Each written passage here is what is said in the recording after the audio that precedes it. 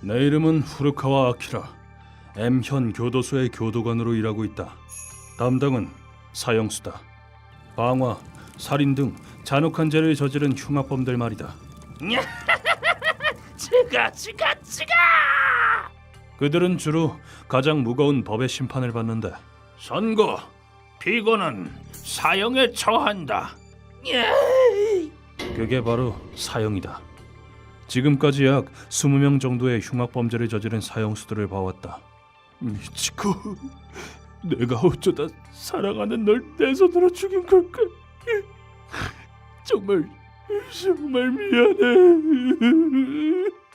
하지만 의외로 그들 중에도 마음 깊이 자신의 죄를 뉘우치고 있는 사람이 많다. 자신의 죽음으로 속죄하는 것, 그게 바로 사형수다. 가까운 미래에 결코 피해갈 수 없는 확실한 죽음이 기다리고 있는 것이다. 그런데도 나는 열과 성을 다해 그들과 마주한다.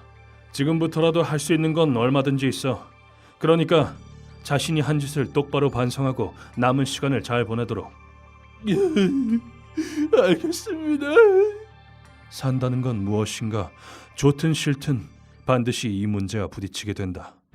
그의 첫 사형 집행이 있은 지 2주 뒤, 와, 불끈불끈 근육맨. 저 사람 무서워. 조용하고 빨리 걸어. 조금 독특한 사형수가 들어왔다. 그 사형수의 이름은 시로지마 카오루. 초콜릿 먹고 싶다. 맞고 싶어? 조용히 안 해? 보기엔 20살 정도 되어 보이는 청년의 모습을 하고 있었지만 누가 봐도 말이나 행동이 어린아이와 같았다. 난 그의 말과 행동에 심히 당황했다. 9090 전철 지나갑니다. 이 녀석, 지금 사형수라는 자각은 있는 거야? 지금까지 봐온 사형수들과 전혀 다른, 마치 어린아이를 보는 듯한 순수함이 있었기 때문이다. 이야기를 들어보니 시로지마는 지적장애를 가지고 있어 정신연령이 5살도 채 되지 않는다고 했다. 어째서 이런 사람이 사형수가 된 거지? 흉악범죄를 저질렀을 것처럼은 보이지 않는다. 아무리 생각해봐도 이상했던 난 시로지마에 대해서 알아보기 시작했다. 시로지마의 삶은 가혹했다. 장애가 있다는 걸 안 그의 어머니는 그를 강변해버렸고, 그로 인해 그는 태어난 뒤 줄곧 보호시설에서 살았다고 했다. 카오루, 5 더하기 1이 뭘까? 응? 그는 5 이후의 숫자를 알지 못했고, 그렇게 23살이 된 올해 나 그림 그렸는데 봐봐요. 그래, 너도 곧 이곳을 나가게 되겠구나. 더 이상 그를 돌보지 못하게 된 시설 측에서 그를 사실상 반강제로 시설에서 내쫓은 것이다. 그 직후 한 가지 사건이 발생하는데, 바로 한 남자가 민가에 몰래 들어가 여성 2명을 도끼로 내려찍은 것이다. 한 명은 죽고 한 명은 중태에다 성적 폭행의 흔적도 있었다고 한다. 너 이리 안 와? 저요? 왜 이러세요? 조사 결과 우연히 근처를 지나던 시로지마가 연행되게 되었고, 네가 범인이잖아. 빨리 인정해. 그냥 네가 했다고 한마디만 하라고, 어? 제가 했어요. 시로지마는 신문이 시작된 지 겨우 15분 만에 범행을 자백했다고 한다. 그 후 믿을 수 없는 속도로 재판이 열렸고, 그 범행이 잔혹하게 그지없고 갱생의 여지가 없는 점을 들어 피고를 사형에 처한다. 마치 누가 판을 짜놓기라도 한 듯 사형이 결정되었다. 증거가 부족한데 이렇게 빨리 사형이 결정됐다는 것도 그렇고, 정신연령이 5살도 안 되는 사람이 자백이라니, 이건 아무리 봐도 이상했다. 이봐, 괜히 그 사건에 엮여봤자 너한테 좋을 거 하나 없어. 그게 무슨 말이죠? 이야기를 들어보니 담당 검사가 시로지마가 말을 잘하지 못하는 점을 이용했다는 것 같았다. 진범이 아니어도 괜찮으니까 저 녀석을 잡아 넣으라고. 그냥 자백을 받아내면 되는 일이잖아. 네! 마치 진범을 감싸주려는 듯이 말이다. 말도 안 돼. 이런 누명을 씌우다니. 시로지마가 한 짓이 아니라는 건 그를 보면 누구라도 알 수 있어. 진범은 지금도 뻔뻔하게 살아있을 텐데 사형을 받아야 할 건 그 녀석이잖아. 보루카와 그림 봐줘. 아, 그래. 악이라곤 하나도 없어 보이는 저 얼굴을 보라고. 이렇게 순진한 애가 살인을 저질렀다니 그럴 리가 없다. 살인을 계획했다 해도 실행에 옮길 힘조차 없어 보였다. 분명 누명을 쓴 게 맞는데 이 사람을 도울 방법이 없다. 저기 시로지마, 여기서 나가고 싶지 않아? 여기서? 왜? 난 장난감만 있으면 어디든 좋아. 법이 사형 판결을 내렸으니 결과는 바뀌지 않는다. 그래서 적어도 말 상대는 되어주려고 나는 시간만 나면 시로지마에게 가게 되었다. 후루카와, 전철 사줘서 고마워. 크궁. 갖고 싶다던 장난감 전철도 사줬다. 나는 나라로부터 돈을 받는 몸이다. 하지만 역시 이 판결은 받아들일 수 없었다. 시로지마 카오루는 무죄입니다. 재심 신청을 할 수 있게 사인 부탁드립니다. 결사의 의지로 카오루를 위한 구명 활동을 했다. 하지만 무정하게도 시간은 흘러 내일 시로지마 카오루의 사형을 집행할 거야. 그럴 수가. 제발 조금만 더 기다려주세요. 그 사람이 한 거 아니잖아요. 입 조심해, 후루카와. 조직의 압력에 나는 굴복할 수밖에 없었다. 다음 날 예정대로 시로지마의 사형은 집행되었다. 시로지마, 나와. 다음 역으로 출발합니다. 카오루, 정말 미안하다. 그렇다. 그는 오늘 죽는다. 이젠 정말 내가 그를 위해 할 수 있는 게 없었다. 후루카와, 다음번엔 나 그림책 읽어줘. 그럼 내가 몇 권이든 읽어줄게. 미안해. 정말 미안해. 시로지마는 사형의 의미조차 알지 못했다. 뭐 하는 거야? 조용히 해. 그리고 그대로 눈이 가려진 채 그는 그렇게 좋아하던 장난감을 손에 들고 웃는 얼굴로 교수대에 섰다. 후루카와, 이거 뭐야? 교수대 위에 있는 건 그저 순진한 천사였다. 그런 그를 목매달아야 한다니 이건 용서받을 수 있을 리가 없었다. 하지만 무정하게도 결정의 순간은 다가왔고 집행해. 나는 사인 소리에 맞춰 붉은 버튼을 눌렀다. 축 늘어진 채 매달려 있는 시로지마를 나는 볼 수가 없었다. 집행 완료.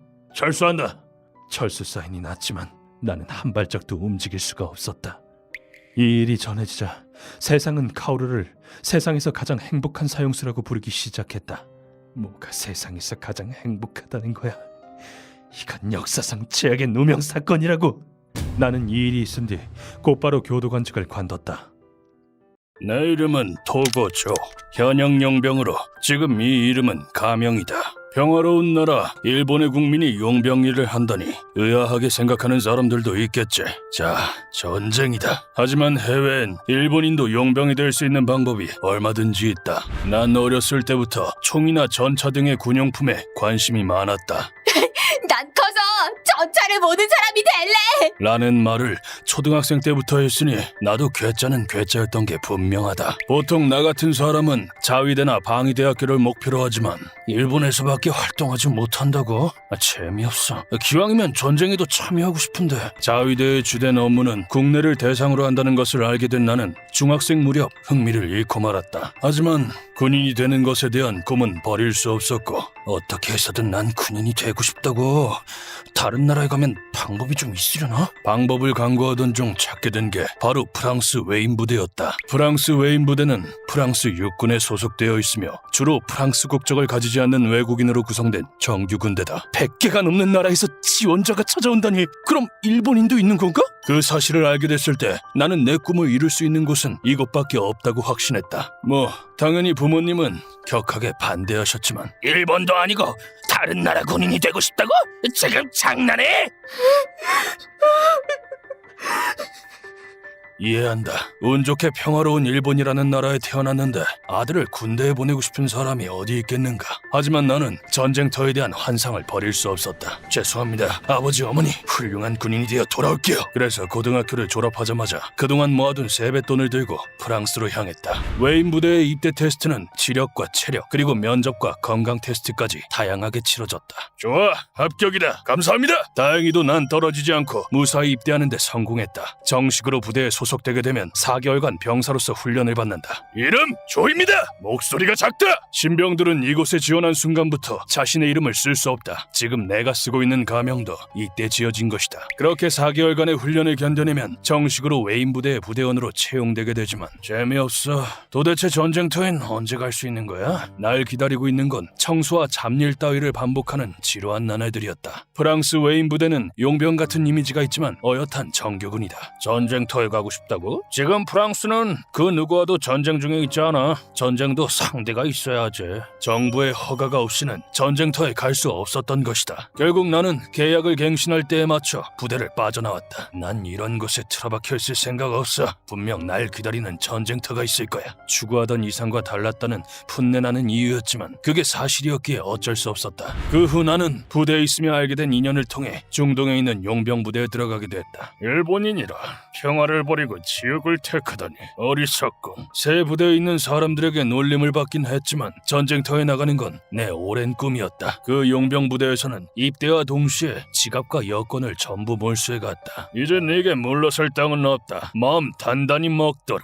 예스! 이건 병사들에게 죽음을 각오하게 하는 그들만의 조치였다. 퇴로가 있다면 마음이 약해질 수 있으니 말이다. 그렇게 중동군에 입대한 너는 곧바로 전장에 투입되었다. 역시 세계 유일의 분쟁 지역답군 전에 있던 것과는 전혀 달라 라는 생각을 하며 가슴 설레하고 있던 나였지만 그런 고향감은 전쟁터에 도착한 순간 사라지고 말았다. 트럭에서 내리자마자 나를 덮친 건 숨이 막힐 듯한 화약 냄새와 탄내였다. 저는 하차와 동시에 흩어져! 뭉쳐있으면 벌집되는 거 순식간이야! 안심한 이야기지만 훈련과는 전혀 다른 전쟁터의 분위기에 나는 일순간 넋을 잃고 만 것이다. 상관의 지시는 기본 중에 기본이었다. 외인 부대에서도 지겨울 정도로 반복한 것이었다. 거기 일본인! 너 지금 뭐하는 거야? 움직여 빨리! 하지만 머릿속이 새하얘진 난 양철 인형 마냥 삐걱대는 게 고작이었다. 금방이라도 울 것 같은 얼굴을 하고 있자 부대원 중 한 명이 내 쪽으로 다가와 주었다. 괜찮아? 서두르지 않아도 되니까 정신 차리고 따라와.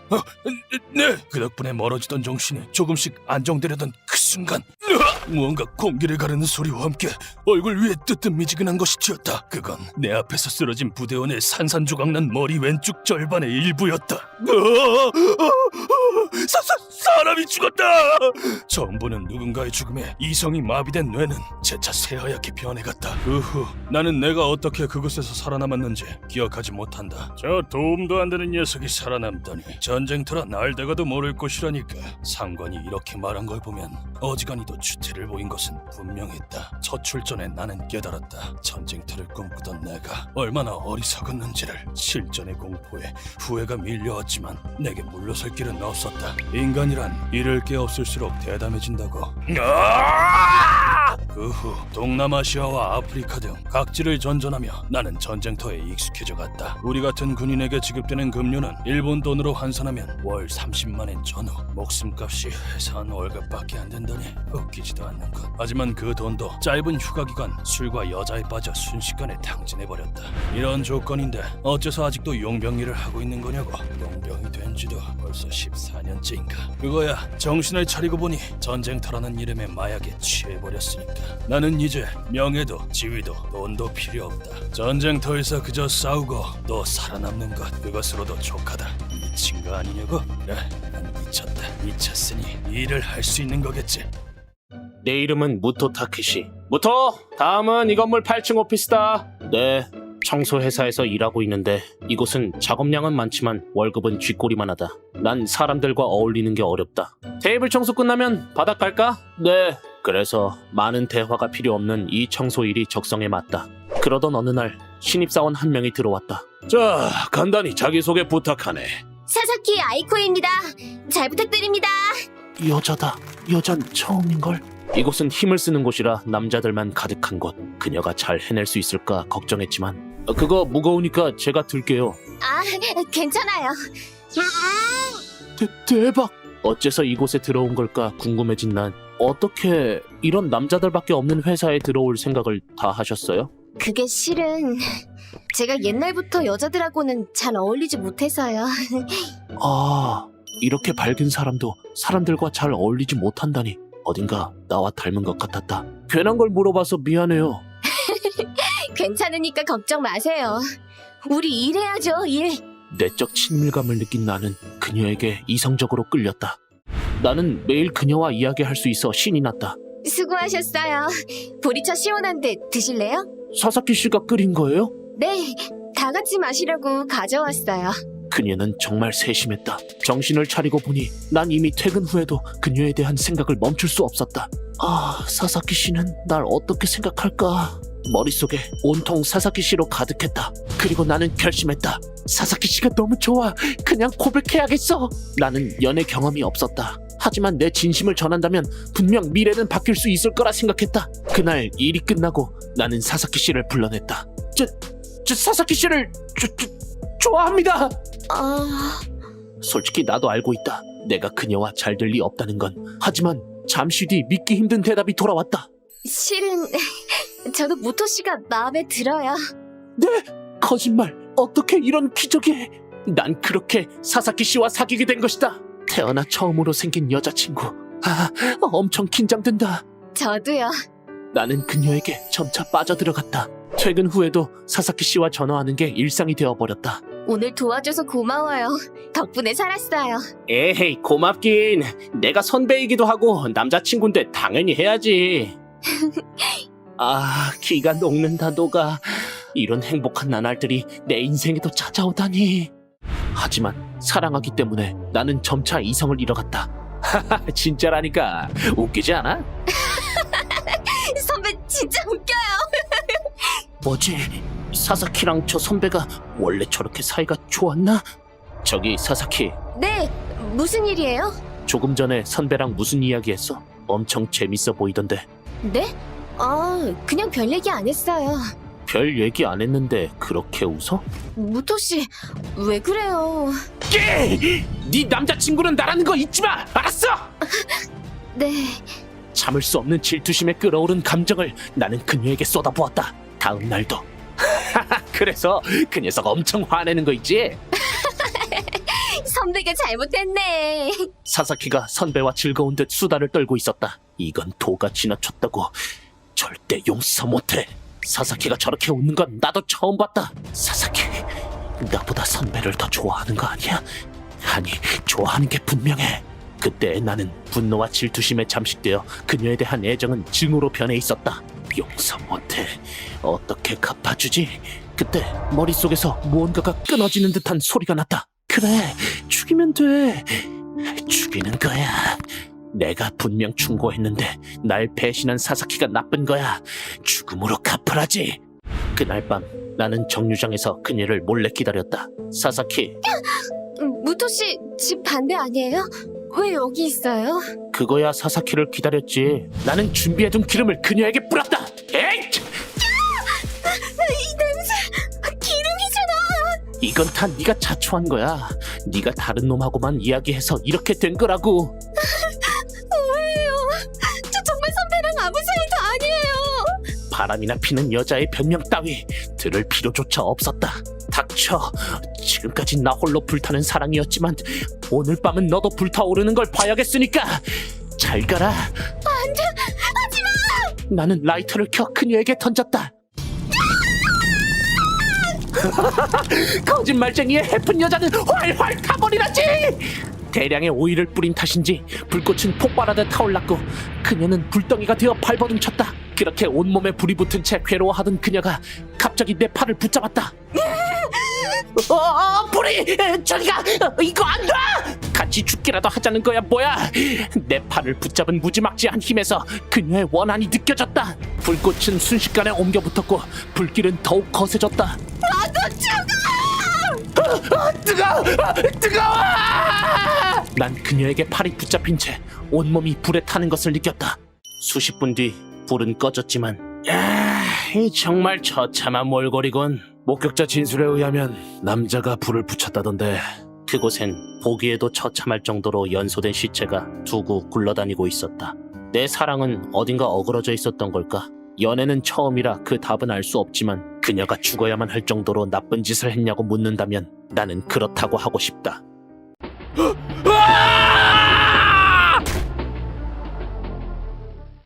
내 이름은 시게타 나옹이치.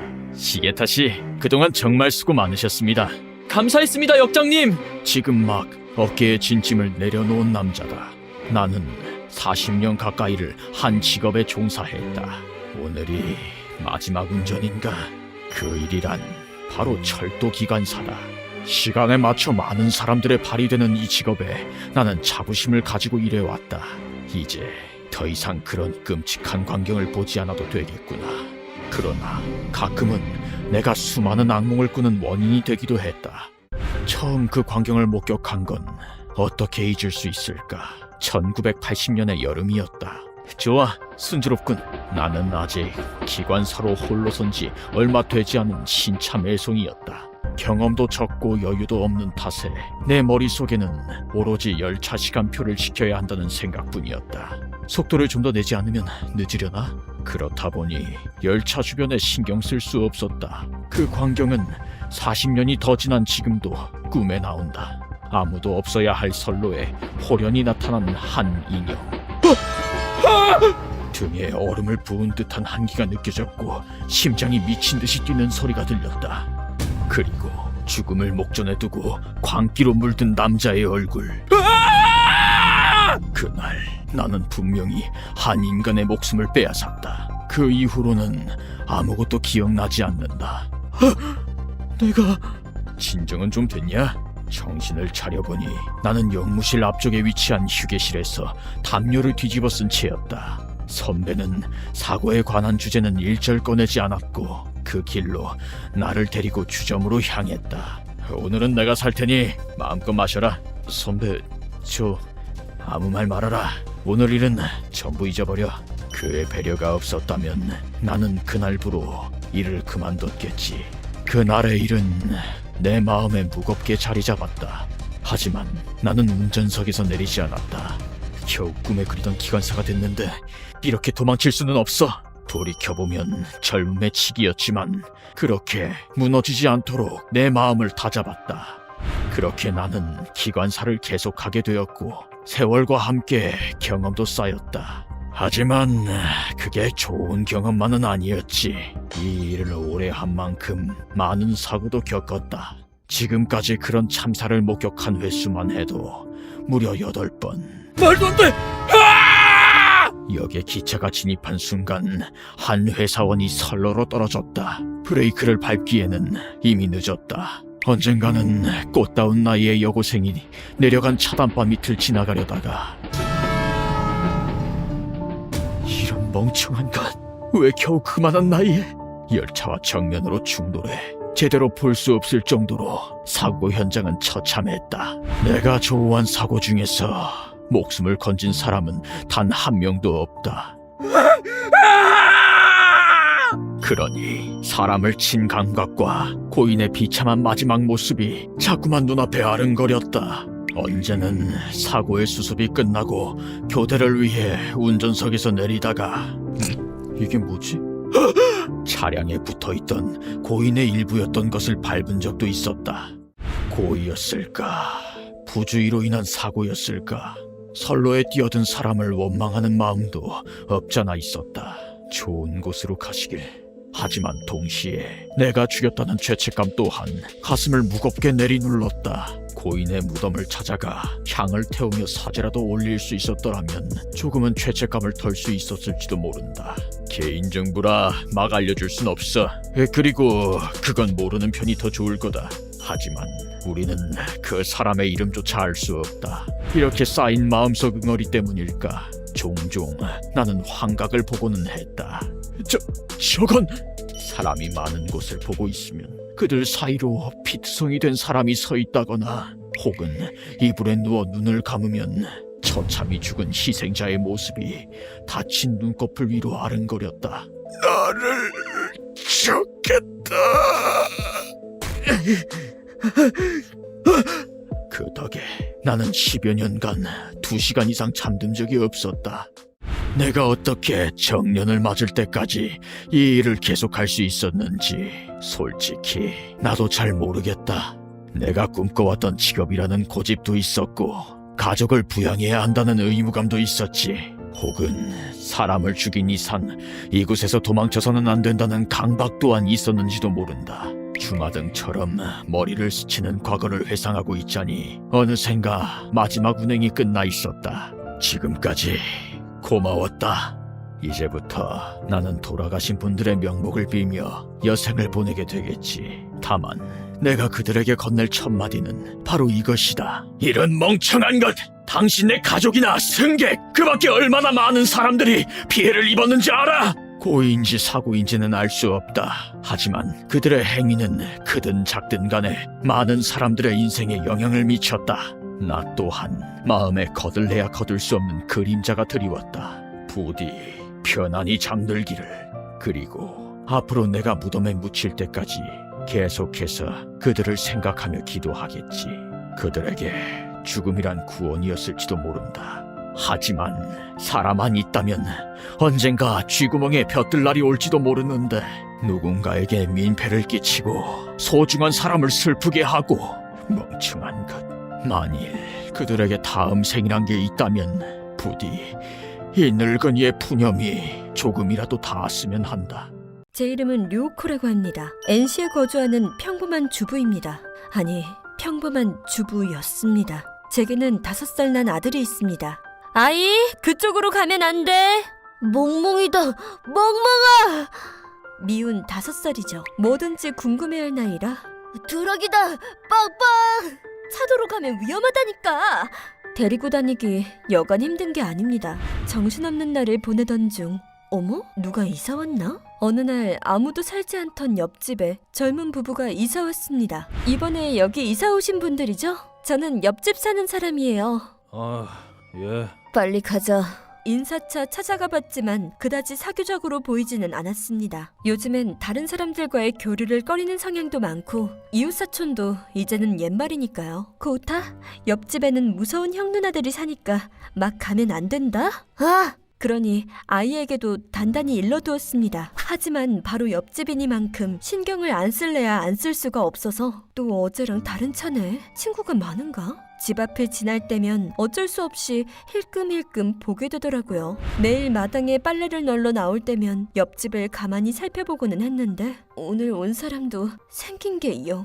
옆집을 방문하는 사람은 열이면 열, 개성 넘치는 생김새를 하고 있었습니다. 색안경을 끼고 사람을 보는 행위가 바람직하지 않다는 건 저도 압니다. 여보, 옆집에 들락날락하는 사람들 왠지 수상하지 않아? 수상해? 양아치 같아 보인다고 하나? 불량배처럼 생긴 사람들이 자꾸 와. 하필이면 그런 무서운 사람들이 옆집이라니. 하지만 너무나도 불안했던 나머지 남편에게 말이라도 해보기로 했습니다. 그래봐야 아직 무슨 해코지를 당한 것도 아니니 신고를 할 수도 없는 노릇이라. 당분간은 고우타가 그쪽으로 못 가게 하는 수밖에 없겠는걸? 알았어. 그날은 그렇게만 결론이 났습니다. 그 다음 날부터 최대한 거리를 두기로 결심했지만 옆집에서는 걸어서 1분도 안 되는 거리이다 보니 이 새끼가 확 죽여버린다.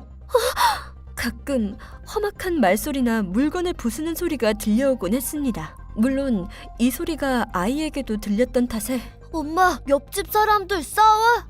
그런가 봐. 빨리 화해했으면 좋겠다. 그치? 열심히 둘러대어야만 했습니다. 그런 험악한 소음과 함께 산 지도 한 달이 지나니 인연이 험한 꼴 보고 싶어? 잘못했어요. 누가 봐도 정상적이라고는 할 수 없는 상황이었지만 이윽고 저희는 적응하기 시작했습니다. 하지만 그날은 어딘가 평소와 달랐습니다. 이놈들 도대체 생각이란 게 있는 게냐? 마치 벼락 같은 호통이 옆집에서 들려오는 겁니다. 그런 중년 남성의 목소리는 처음 듣기에 어쩐지 불길한 느낌이 들었습니다. 왜 그래, 엄마? 아무것도 아니야. 하지만 옆집에서 들려오는 소음에 익숙해진 나머지 그날도 별 생각 없이 넘기고 말았습니다. 그 주의 주말에 저는 남편과 아이를 데리고 동네 산책에 나갔습니다. 오늘은 어디로 갈까? 바비큐 파티하자! 아이는 예전에 강가에서 벌였던 바비큐 파티를 아주 마음에 들어 했습니다. 그렇게 옆집을 지나려던 순간 바비큐 파티다! 아이가 마당을 가리키며 환호성을 지르는 겁니다. 보아하니 옆집 부부가 마당에서 무언가를 굽는 것 같았습니다. 우리도 바비큐 파티 할래요! 류타, 그만해!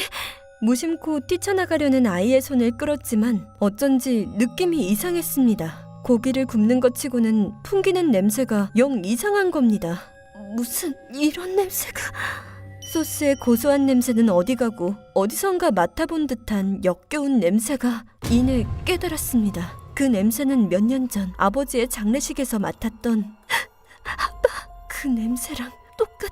사람의 시체를 태울 적 나던 냄새였습니다. 이 사실을 전하고자 남편을 보았지만 이미 그이는 어딘가로 전화를 걸고 있었습니다. 거기 경찰이죠. 옆집에 사는 사람이 마당에서 사람을 굽고 있습니다. 남편은 한눈에 알아본 것 같았습니다. 나도 바베큐 파티 할래. 뭐야? 고우타, 가지 말라니까! 사람을 굽다니, 이 악마 같은 놈들. 저는 아들을 안아들고서 곧장 집으로 도망쳤습니다. 남편과 함께 있었음에도 내 옆집에 사는 사람이 살인마라니. 엄마 왜 그래? 괜찮아. 조금만 기다리면 경찰이 올 거야. 저는 겁에 질려 경찰차 사이렌 소리가 들릴 때까지 벌벌 떨었습니다. 이후 옆집 부부는 살인 및 시체 유기로 체포되어서 저는 남편과 함께 사정 청취를 받았습니다. 네? 피해자가 아내분의 아버님이었다고요? 예. 그 자리에서 사건의 전말을 알게 되었습니다. 듣자 하니 옆집 남편은 원래부터 뒷골목에서 유명한 건달이고 부인은 잘 사는 집 아가씨였다고 합니다. 이딴 집구석에 더는 못 있겠어. 어디든 좋으니까 나 좀 도망치고 싶어. 좋지. 아무도 못 찾을 만한 곳으로 데려가 줄게. 그렇게 사랑의 도피를 떠났다고 합니다. 당연하지만 부인의 아버지는 두 사람의 관계를 인정하지 않았다고 합니다. 에이코, 오늘이야말로 같이 돌아가자꾸나. 그는 모든 수단을 동원해 딸을 찾았고 이윽고 두 사람의 거처를 찾아 무작정 뛰쳐들어갔다고 합니다. 하지만 불행하게도 부부는 약에 취해 제정신이 아니었습니다. 이딴 것도 애비라고. 죽여버려! 부숴버려! 결국 그는 친딸에게 살해당하고야 맙니다. 이렇게 가슴 아픈 사건이 또 있을까요? 그래서 그 사람들은 어떻게 되는 겁니까? 불법적인 약물 오남용에 살인까지 했으니 형량이 꽤 무거울 겁니다. 하지만 이제 옆집에 그 사람들이 없다고 생각하니 어쩐지 마음이 놓이기도 했습니다. 그 뒤로 옆집은 재수가 없다며 집을 허물어 지금은 주차장이 되었습니다. 그때 생각만 하면 아직도 심장이 벌렁거려. 이웃은 고를 수 있는 게 아니니까 결국 인생은 운빨이라는 거지. 그 사건 이후로 누가 주변에 이사를 올 때면 괜히 걱정부터 하게 됩니다.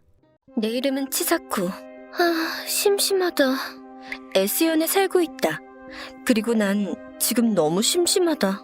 코로나 바이러스가 확산되기 시작한 지도 벌써 1년이 지났다. 반짝반짝 빛나는 대학교 새내기였던 나도 폰게임도 이제 슬슬 질리고 그냥 유튜브나 봐야겠다.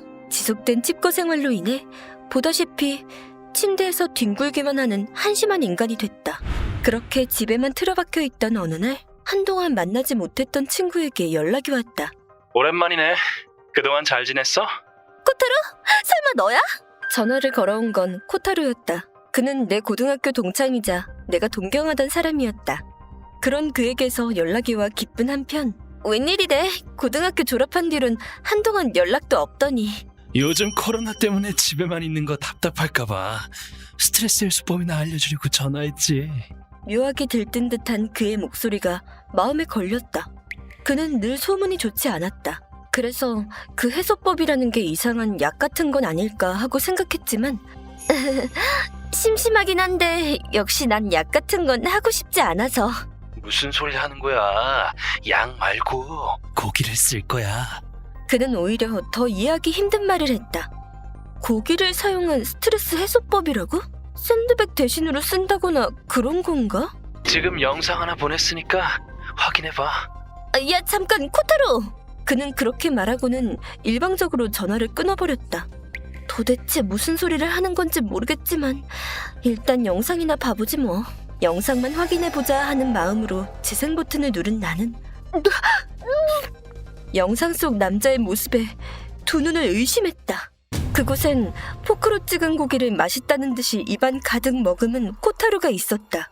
하지만 문제는 그 고기가 일반적인 고기가 아니라는 점이었다. 썩어 변색된 구더기가 들끓는 고기였던 것이다. 충격적인 모습에 아무 말도 못하고 굳어있는데 코타루에게서 다시 한번 연락이 왔다. 어때? 맛있어 보이지? 이게 무슨... 코타루, 너 괜찮은 거야? 내 말에 그는 웃으며 사정을 설명하기 시작했다. 그의 말에 따르면 이건 SNS상에서 유행하고 있는 새로운 챌린지라고 했다. 아무리 그래도 상한 고기를 먹는 건 좀... 상한 게 아니라 그냥 과하게 숙성시킨 고기인 거지. 과하게 숙성시키면 상하지 않나? 컴퓨터로 SNS를 검색해보니 진짜로 비슷한 영상들이 있었다. 상한 고기는 우울증을 고치는 최고의 약. 놀라 지를 정도로 맛있는 고기라니. 이 사람들 전부 제정신인 거야? 코타로는 상한 고기를 먹으면 약을 먹고 환각 상태에 빠졌을 때와 비슷한 경험을 할 수 있다고 했지만 알려주겠다던 스트레스 해소법이 이거야? 너도 해보면 중독될걸? 솔직히 이건 바보 같은 짓이다. 누가 이런 미친 짓에 어울려달란다고 어울리냐고. 난 거절 의사를 관철시킬 생각이었다. 하지만 난 새로운 거에 거부감 없이 도전하는 여자가 멋있더라. 그래, 그럼 나도 한번 해볼까? 그의 말에 홀랑 넘어가고 말았다. 내가 생각해도 이번 건 너무 쉽게 넘어간 느낌이 들었지만 이렇게 된 이상 어쩔 수 없었다. 증거 영상까지 내놓으라니. 여기 어디 돼지고기가 남아있었던 것 같은데. 슬프게도 여자란 좋아하는 남자를 위해서라면 그 한 몸 희생할 수 있는 존재인 것이다. 이 말도 안 되는 챌린지에 필요한 건 고기뿐이지만 그냥 썩을 때까지 두는 게 다라니 너무 위험한 거 아니야? 안전을 위한 장치라도 있나 했는데 안타깝게도 그런 건 전혀 없었다. 어쩔 수 없이 고기를 그대로 방치해뒀더니 냄새! 얼마 지나지 않아 썩은 내가 코를 찌르게 되었고 방 안엔 똥파리마저 들끓기 시작했다. 마치 쓰레기장처럼 변해버린 방 안에서 버티길 일주일. 이게 바로... 그들은 이 썩은 고기를 하이미트라고 불렀는데 내게도 결국은 그 고기를 먹는 날이 다가왔다. 적어도 불에 구울 수나 있으면 좋을 텐데 그냥 생으로 먹는 게 이 챌린지의 룰이라는 것 같았다. 그냥 먹자. 격하게 풍겨오는 악취에 압도된 채 나는 상한 고기를 입안에 밀어넣었다. 입안에 넣은 그 순간 뇌를 뚫고 나갈 듯한 강렬한 악취가 올라왔다. 머릿속에선 역한 맛과 향에 대한 거부 반응이 일어나면서 점차 의식이 몽롱해져 갔다. 이걸 먹으면 환각 상태에 빠질 수 있다는 말, 그냥 너무 맛없어서 넋이 나간다는 소리였냐? 거부 반응이 올라오는 걸 억지로 참아내며 나는 입안에 넣은 음식을 꿀꺽 삼켰다. 영상에 고기를 먹는 게 찍힌 걸 확인한 나는 남은 고기를 전부 폐기했다. 역시 더는 못 먹겠어. 이런 짓을 한 보람은 있는지 영상에 대한 반응은 뜨거웠다. 치사코 대단하던데? 어때? 재밌지 않았어? 응. 근데 혹시 코로나 끝나면 나랑 만날 생각... 영상을 찍은 대신 그에게 만나달라고 하려던 그 순간 전에 경험하지 못한 극심한 복통이 덮쳐왔다. 치사코! 왜 그래? 치사코! 당연히 그때 난 코타로에게 답을 할 여유조차 없었다. 빨리 움직일 수 있을 때 화장실로 가지 않으면 안 돼. 하지만 그건 불가능했다. 화장실로 향하는 사이 흘러나오는 대량의 변. 게다가 극심한 구토기가 올라와 나는 위아래로 뱃속의 것을 개워내야 했다. 그 후 병원으로 이송된 나를 기다리고 있던 건 살모넬라균에 감염되었다는 사실이었다. 상한 돼지고기를 생으로 먹었다고? 당신 미쳤어요? 죄송합니다. 심지어 비형 간염과 기생충 검사까지 받아야 했다. 그렇게 병원에 입원하게 되었지만 균을 억제하는 약은 면역력을 낮춘다고 하던데 그럼 코로나에 걸리기 쉽다는 거잖아. 그건 싫다고. 아직 기생충이 있을 가능성도 있다고 하고 그딴 챌린지 하지 말걸. 내 이름은 넬슨. 오늘도 얌전히 들리도록. 햇볕도 들지 않는 곳에서 짐승들을 갱생시키는 엘리트 간수다. 넌 브라질 마토그로스주에 있는 교도소에서 소장을 맡고 있다. 어이구 미안. 너 이 자식 일부러 그런 거지? 여기 죄수들은 죄다 무능한 원숭이들 뿐 쓰레기통이라고 해도 과언이 아니다. 브라질은 안 그래도 범죄가 잦은데 어려운 시기라 그런지 요즘은 질 낮은 인간들이 끊이질 않는다. 불교라고 열등한 놈 같으니! 벌써 죽었나? 참. 내 신념은 단 하나. 원숭이들의 썩어빠진 정신머리를 찍어 누르는 것이다. 브라질에서는 계산상 10분에 한 번 살인사건이 일어난다. 죽어라! 안돼! 소장님, 오늘도 아무 이상 없습니다. 그래? 벌써 시간이 이렇게 됐군. 이 교도소에도 매일 많은 죄인이 모여드는 터라 하루하루 정신없이 바쁘다. 그래서 교도소는 언제나 죄인들로 꽉 차 있다. 얼른 들어가시지. 두고 봐. 언젠가 복수한다. 간수 일을 하다 보면 몹시 스트레스가 쌓이기 마련이다. 하지만 사람은 누구나 스트레스를 해소할 분출구가 필요한 법. 소장님, 오늘은 누구로 할까요? 오늘은 자네가 정하게. 그것도 비장의 분출구가 말이다. 우리의 분출구. 그건 바로 여자다. 안녕하세요. 왔구만. 여자는 남자의 활력소다. 너도 그렇지 않은가?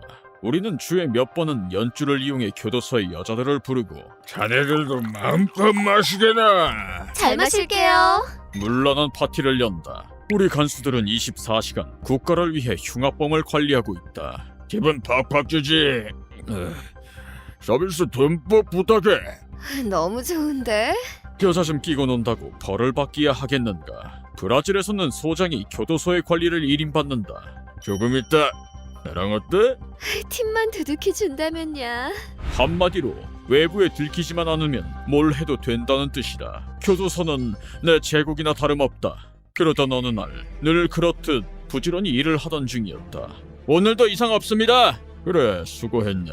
소장님! 그때 어느 간수가 큰 소리를 치며 소장실에 뛰어들어왔다. 무슨 일이 있었던고 하니 교도소에 침입자가 들어왔습니다. 2명씩이나요. 침입자라고? 어서 잡아오도록. 교도소에 제 발로 들어오다니 감방에 쳐넣을 수 있는 수고를 던 셈이다. 15분 후 부하가 침입자를 끌고 왔다. 이쪽으로 와. 빨리. 그 머저리들을 어떻게 교육할까? 머릿속으로 곰곰이 생각했다. 그런데 내 눈앞에 나타난 건 바니걸 의상을 입은 2명의 미녀였다. 이거 놔. 닥쳐. 이런 멍청이를 잡았나? 예상과는 전혀 다른 자객의 등장에 잠시 동안 말문이 막혔다. 왜 교도소에 침입했나? 죄송해요. 실은 남자친구가 여기 죄수거든요. 이 옷을 입고 잠입해서 남자친구한테 이벤트 해주려고 했어요. 참으로 멍청한 여자로군. 범죄자와 교도소에서 코스튬을 할 생각이었다 이건가? 그런데 그와 동시에 좋은 생각이 하나 떠올랐다. 내가 생각해도 기가 막힌 아이디어로군. 이 섹시한 여자들을 이용해 스트레스를 푸는 것이다. 이번 일은 그냥 특별히 넘어가주지. 대신 우릴 즐겁게 해줘야 하네. 네? 무슨 소리예요? 어른의 협상 말이야. 약점을 잡혔으니 이 여자들은 내 명령에 따를 수밖에 없다. 이 여자들을 옆에 끼고 파티를 강행했다. 더 마시지 그러나. 쭉쭉 마셔. 네. 우선 만취할 때까지 술을 먹여야 한다. 참으로 행복한 시간이었다. 범죄를 저지른 어리석은 여자가 얼마나 섹시하던지. 마셔. 안 그러면 깜빵에 쳐넣을 줄 알아. 알아듣겠나? 싫어요. 술을 진탕 먹인 뒤 그토록 고대하던 그 시간. 왔다고 생각했던 순간 여태껏 멀쩡했던 눈앞이 갑자기 흐릿해지기 시작했다. 몸이 왜 이러지? 앞이 안 보여. 뭐지? 졸려. 뒤늦게 알아차린다 한들 엎어진 물이었다. 내 의식은 어둠 속으로 빨려 들어갔다. 정신을 차리자 주변에 경찰이 다수 포진해 있었다. 이게 대체... 넬슨 소장, 거하게 사고 치셨군요. 그러니까 바니걸들과 술을 마시고 그 다음엔 상황 파악이 되지 않았다. 감옥의 상태를 보고 나서야 모든 상황이 이해가 됐다. 이럴 수가... 다들 어디 간 거야? 이게 다 당신 책임입니다. 교도소의 죄수가 한 명도 남아있지 않았다. 그러자 경찰이 서서히 입을 열었다. 당신들은 어제 바니걸과 파티를 했습니다. 맞죠? 그걸 어떻게 알았지? 불길한 예감에 땀이 훅 솟았다. 그리고 경찰은 우리에게 사건의 전말을 알려주었다. 요즘 시대에 미인계에 넘어가다뇨! 정신이 있는 겁니까 없는 겁니까? 미인계라고요? 그 바니걸이 남자친구를 풀어주려고 우리에게 수면제를 먹인 것이다. 죄수를 탈옥시키는 것이 바니걸의 진짜 목적이었다. 탈옥하는 것 좀 도와줘. 타로? 한 달에 한 번 있는 면회를 거듭하며 반이걸 탈옥 계획을 세운 것이다. 죄수들은 간수들이 여자를 데려와 논다는 걸 일찍이 간파한 상태였다. 간수들은 별거 아니야. 반이걸 옷을 입고 침입하면 무조건 술자리에 부를걸? 그때를 노려서 약을 타. 알겠어. 해볼게. 우리는 미인계의 홀라당 속아 넘어갔고 탈옥 계획은 수월하게 성공했다. 고마워. 진짜 별거 아니더라. 같은 감옥 안에 있던 28명의 죄수가 일제히 풀려나고 말았다. 죄수들이 탈옥한 뒤 나와 부하들은 당연히 체포되었다. 탈옥 방조죄로 체포합니다. 교도소도 폐쇄되었다. 내가 가진 모든 것이 한순간에 사라지고 말았다. 내가 감옥에 갇히게 될 줄이야. 아이고 미안. 빌어먹을. 엎친 데 덮친 격으로 최악의 간수가 걸렸다. 내 신세야. 내 이름은 안토니오. 오늘도 라이딩하기 딱 좋은 날씨로군. 바이크를 끔찍이도 사랑하는 남자다. 나는 어릴 적 바이크를 처음 본 순간부터 지금까지 쭉 바이크에 푹 빠져 살아왔다. 멋지다. 나도 타고 싶어. 그래서 할리 같은 대형 바이크도 카와사키 같이 스타일리시한 바이크도 좋아한다. 내 아내인 엘사도 바이크를 계기로 만나게 되었는데 애가 좀 크면 우리 다시 둘이서 바이크 타러 다닐까? 좋지. 그럼 약속할까? 살림이 넉넉하지 않아 육아와 취미생활을 병행할 순 없었지만 그래도 아내와 둘이 다시 바람을 가르며 달릴 날을 꿈꾸고 있었다. 아내와 약속한 지 10수년이 흘러 고대하던 우리의 꿈을 이룰 날이 다가왔다. 여보, 나 어때? 멋있다. 우리 여보 아직 안 죽었는데? 아들이 독립한 기념으로 산 바이크가 집으로 배달된 것이다. 우린 곧바로 라이딩 여행을 떠났다. 꼭 우리 신혼으로 돌아간 것 같다. 그럼 이걸 우리 두 번째 신혼여행으로 할까? 목적지를 정하지 않고 남미를 도는 긴 여행이었다. 바람을 가르는 감각과 바이크의 엔진 구동 소리, 그리고 옆에는 사랑하는 아내가. 행복하다. 정말 인생 최고의 여행이야. 나는 지금까지 살면서 느껴보지 못한 행복을 맛보았다. 그렇게 우린 페루는 물론 아르헨티나를 넘나들며 곳곳의 아름다운 풍경들을 눈에 담았다. 이과수 폭포 등등을 말이다. 다시 브라질로 돌아왔네. 그러게, 정말 시간이 어떻게 흘러간 건지 모르겠어. 출발하고 2주가 지나 고향 땅에 돌아온 것이다. 이 여행은 정말 꿈과 같은 시간이었다. 이번 여행은 평생 잊지 못할 것 같아. 평생 소중하게 기억할 거야. 나도. 집에서 죽배를 들자 그런 이야기를 하고 있을 때였다. 갑자기 뒤에서 트럭 한 대가 미친 듯이 달려온 것은 위험해! 나는 그 순간 위험하다고 소리치는 것 말고는 아무것도 할 수 없었다. 그리고 그 다음 순간 온몸을 덮친 건 강렬한 충격과 함께 몸이 공중에 뜨는 느낌이었다. 훼손! 붕 뜬 몸이 지면과 부딪히는 충격에 멀어져가는 의식을 붙잡은 건 아내에 대한 걱정이었다. 하지만 현실은 지옥 같았다. 아내의 바이크는 트럭 범퍼 아래 깔려 있었고 그 옆으로 힘없이 쓰러져 있는 아내의 머리에선 피가 흘러나오고 있었던 것이다. 순간 모든 고통을 잊은 나는 전력으로 아내에게 달려갔다. 엘사! 정신 차려! 여보! 아무리 불러도 대답이 없는 아내. 등 뒤로 식은땀이 흘렀다. 자꾸 흔들면 어떡합니까? 구급차 불렀으니까 그대로 안정을 취하게 두세요! 감사합니다. 다른 운전자의 말에 잠시 나갔던 이성이 되돌아온 그 순간이었다. 무언가 으깨지는 소리에 뒤를 돌아보니 이봐! 당신 지금 어디 가는 거야? 이대로 도망가면 뺑소니인 거 몰라? 나와 내 아내를 친 트럭이 아내의 바이크 위를 달려 도망치려 하고 있었다. 그걸 본 나는 순간적으로 피가 거꾸로 솟는 듯한 기분이었다. 저 자식이 지금 도망치는 거야? 내 아내를 차로 쳤으면서 얼굴 한 번 안 비치고 도망가겠다고. 끓는 분노에 그대로 도로를 달려. 어딜 도망쳐!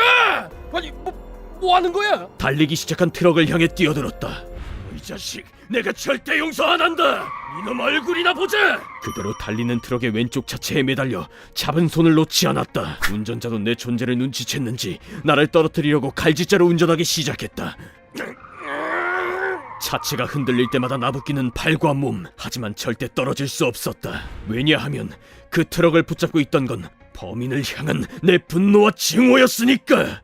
왜 내 아내를 쳤지? 어째서 얼굴 한 번 안 내비치고 도망치는 거야? 설령 팔이 부러진다고 해도 온몸의 뼈가 부서진다고 해도 절대 이놈을 놓치지 않는다.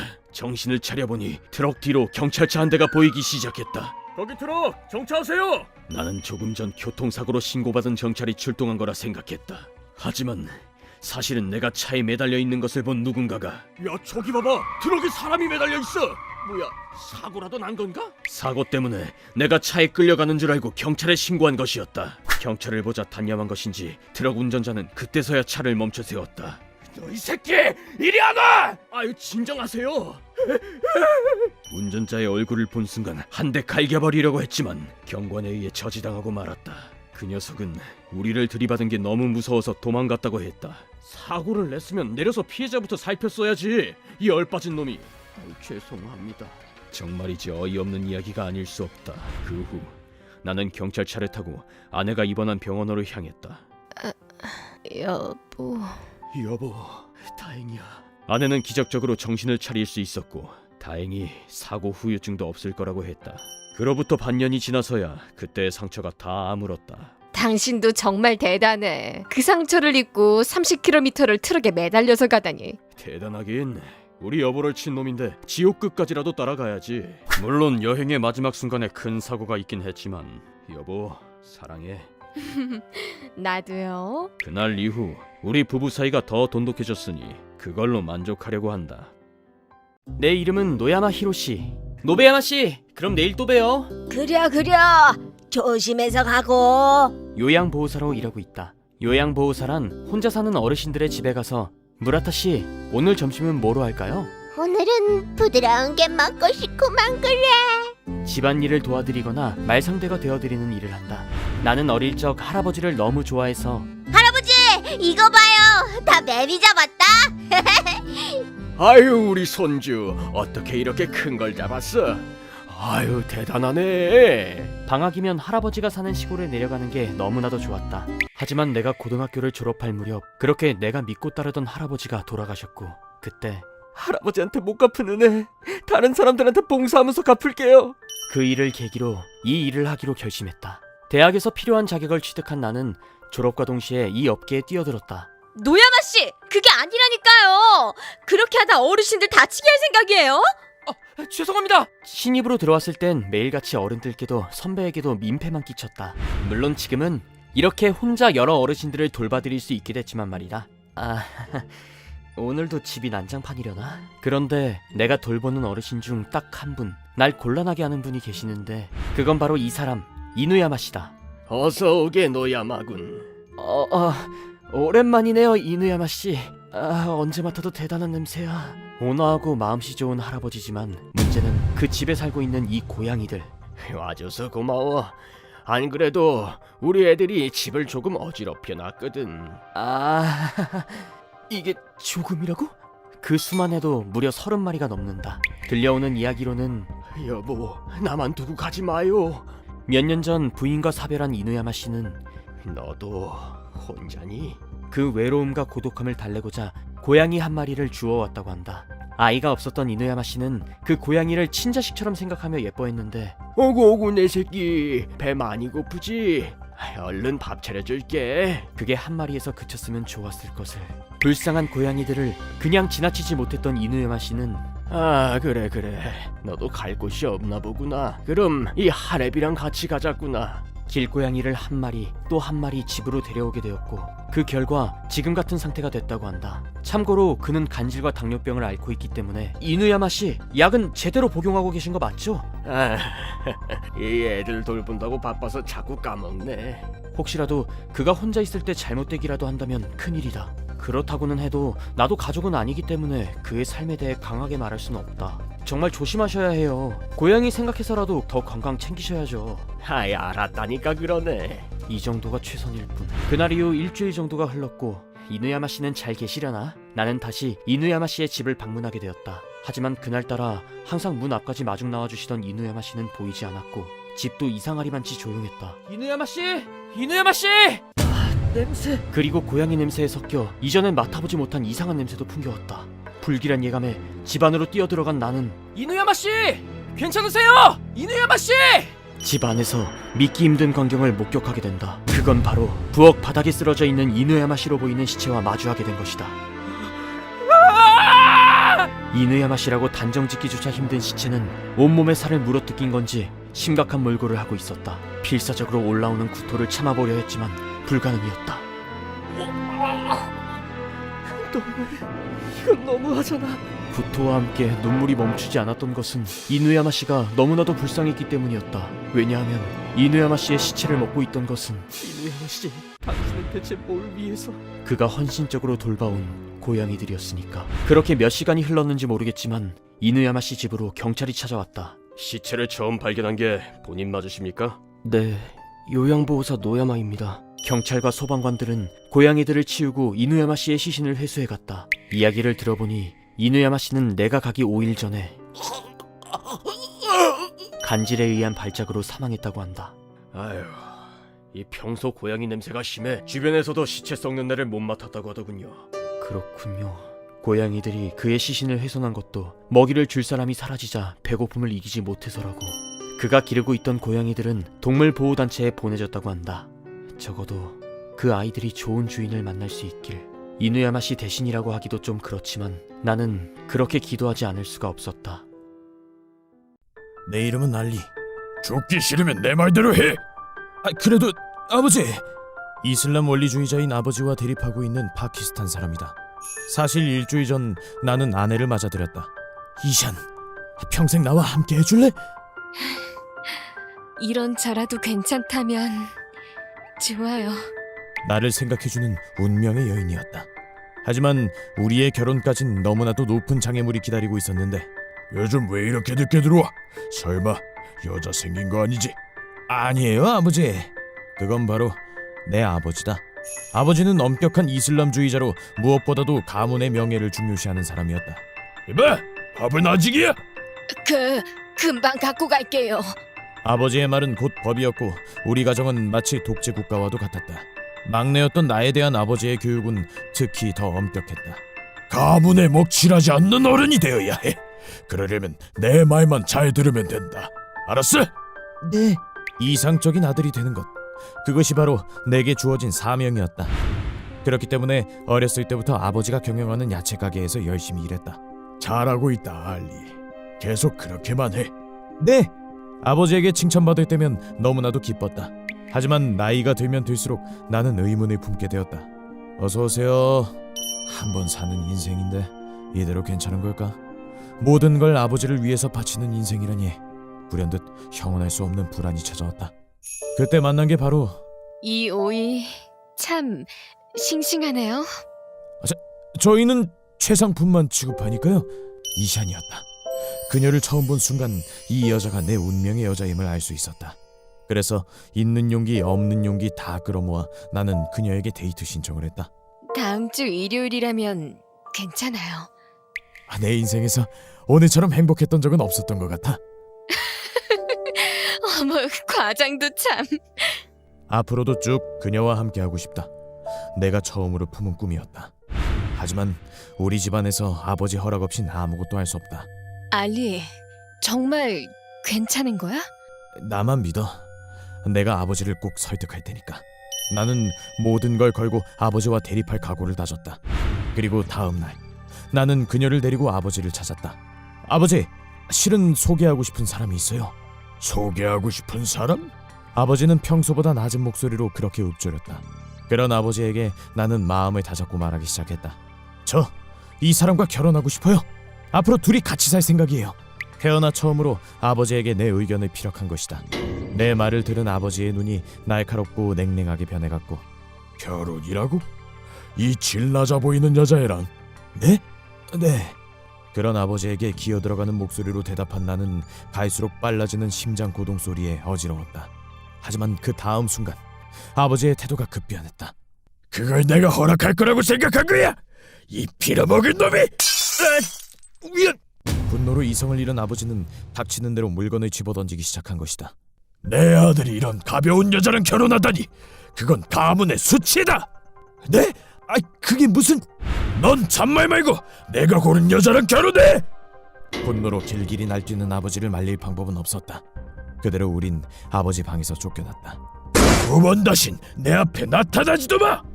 정말 아버지도 너무하시네. 우리 어떡해?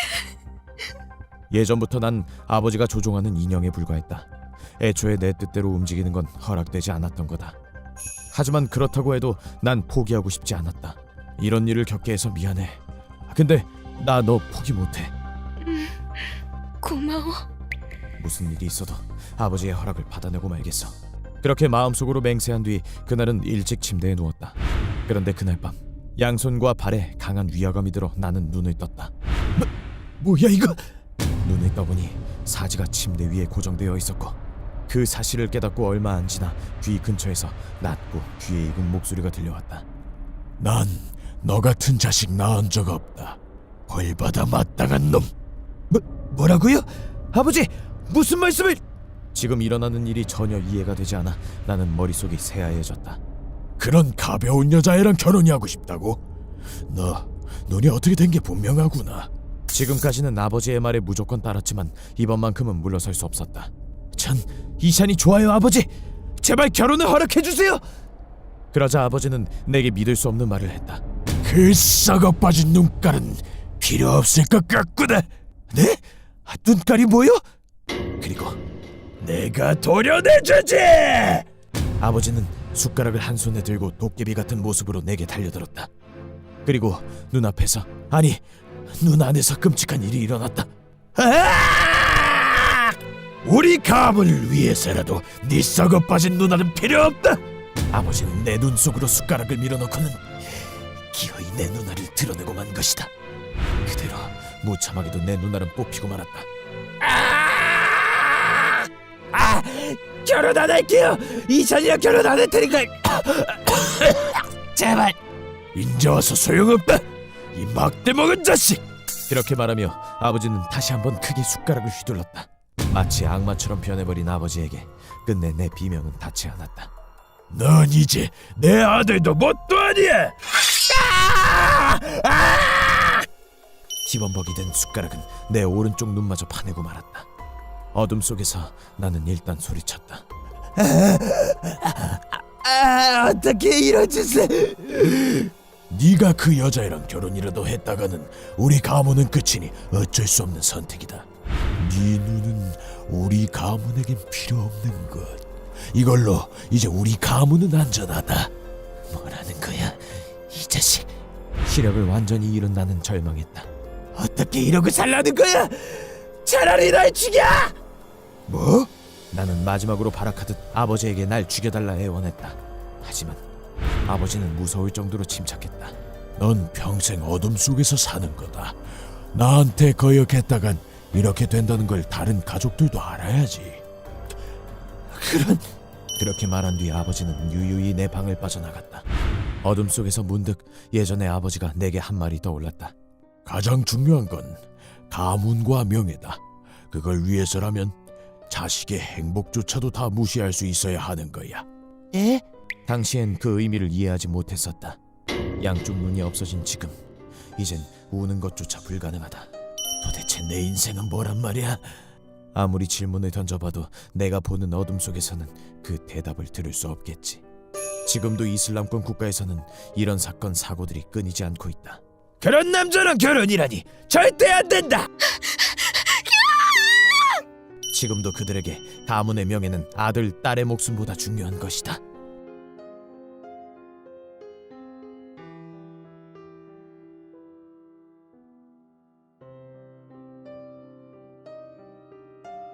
휴먼버그 대학교에서는 인간이 버그를 일으켜버린 순간의 사건들을 여러분들에게 소개하고 있습니다. 예전 영상들도 꼭 한번 보시길.